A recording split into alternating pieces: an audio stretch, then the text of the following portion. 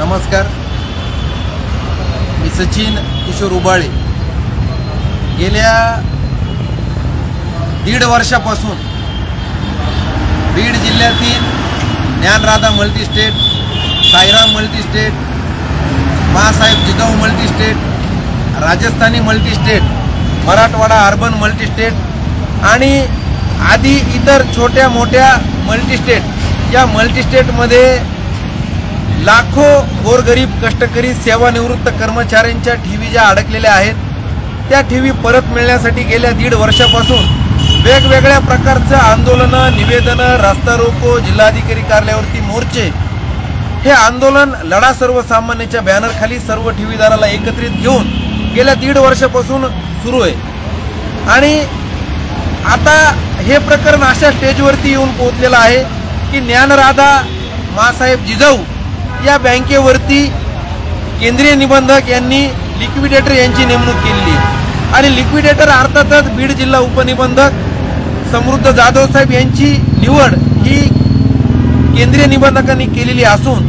त्यांच्याकडे ह्या पूर्ण मल्टीस्टेटचा कारभार आता आलेला आहे।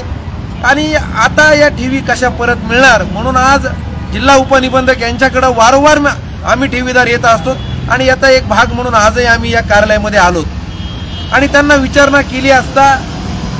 की साहेब काय प्रोसिजर आहे, कुठपर्यंत काम आले, तुम्ही काम घेतल्यापासून तुम्ही काय काम केलंय, तर आज आम्हाला या ऑफिसमध्ये असं सांगण्यात आलं की ज्ञानराधाचा जो काही डाटा आहे कॉम्प्युटरमध्ये तो डाटा ओरिजिनल डाटा घेण्याची रिक्वेस्ट त्यांनी संबंधित विभागाकडे केली असून 1-2 दिवसामध्ये त्यांना संपूर्णतः ओरिजिनल डाटा DDR यांच्याकडे येणार आहे आणि त्याच्यानंतर ते पुढील कारवाई करणार आहेत। परंतु मला आज या व्हिडिओच्या माध्यमातून बरेच दिवस झाले की ठेवीदार विचारतात काय अपडेट आलेत का, काय होणार आहे का, तर ठेवीदाराला मला सांगायचं आहे की गेल्या 1.5 वर्षापासूनचा तुम्हाला घेऊन जो उभा केलेला लढा आहे तो कुठेतरी पुढे जातोय। गेल्या आता हिवाळी अधिवेशनामध्ये आपल्या मराठवाड्यातल्या बऱ्यापैकी आमदारांनी हा प्रश्न आपला विधान भवनामध्ये मांडला आणि ज्यांच्या नेतृत्वाखाली मी काम करतो असे या महाराष्ट्र राज्याचे कॅबिनेट मिनिस्टर, कॅबिनेट मंत्री नितेशजी राणे साहेब यांच्या मार्गदर्शनाखाली गेल्या 1.5 वर्षापासून हे लढा चालू आहे। आता विधान भवनामध्ये आमच्या बीड जिल्ह्याचे आमदार सुरेश अण्णा धस यांनी पोटतिडकीनं हा विषय मांडला। अण्णाला जी काही माहिती पाहिजे होती सुरेश अण्णा धस यांना या मल्टीस्टेटच्या संबंधामध्ये त्यांना संपूर्णतः माहिती देण्याचं काम एक तुमचा सर्व ठेवीदाराचा भाऊ म्हणून मी ज्ञानराधाच्या संबंधी आणि इतर मल्टीस्टेटच्या संबंधी जी काही माहिती आहे ती सुरेश अण्णा धस यांना दिली आणि अण्णांनी अतिशय पोटतिडकीनं तो विषय अजितदादा पवार असतील यांच्याकडे मांडला। राज्याचे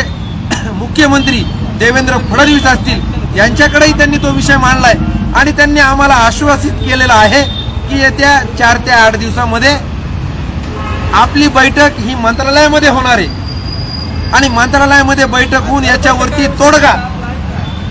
तोडगा काढण्याचा प्रयत्न आपण सर्व ठेवीदाराच्या माध्यमातून मुख्यमंत्री असतील, उपमुख्यमंत्री असतील, एकनाथजी शिंदे साहेब असतील यांनाही आपण सर्व मराठवाड्याच्या वतीनं हा पोटतिडकीनं विषय त्या ठिकाणी आपण मांडणार आहोत आणि ठेवीदारांचा पैसा कसा लवकरात लवकर मिळेल याच्यासाठी प्रयत्न आपण करणार आहोत। ठेवीदाराला अजून एक प्रश्न पडलेला आहे की बरेच दिवस झालेत आपल्या गाठी भेटी नाहीयेत, परंतु ठेवीदाराला या व्हिडिओच्या माध्यमातून अजूनही सांगायचं की हा लढा कुठेही थांबलेला नाहीये, हा लढा कुठेही थांबणार नाहीये। जोपर्यंत तुमचे पैसे मिळणार नाहीत तोपर्यंत हा लढा चालूच राहणार आहे। परंतु एक स्टेज असती, आपण सुरुवातीला निवेदनं दिली, त्याच्यानंतर मोर्चा काढला, त्याच्यानंतर रास्ता रोको केला। मी स्वतः 2 वेळेस 8-8 दिवसाचं आमरण उपोषण या विषयावरती केलेलं आहे आणि त्याचाच एक भाग म्हणून आज सर्वच मल्टीस्टेटचे चेअरमन आज जेलमध्ये आहेत, परंतु काही संचालक मंडळ त्यांचा अद्यापही फरार आहे। त्याच्यासाठी बीड जिल्हा पोलीस अधीक्षक म्हणून ज्यांची आता नव्यानं नियुक्ती झालेली आहे यांची भेट सुद्धा उद्याच्याला प्रमुख काही ठेवीदाराला घेऊन उद्याच्याला पोलीस अधीक्षकांची भेट घेतली जाणार आहे।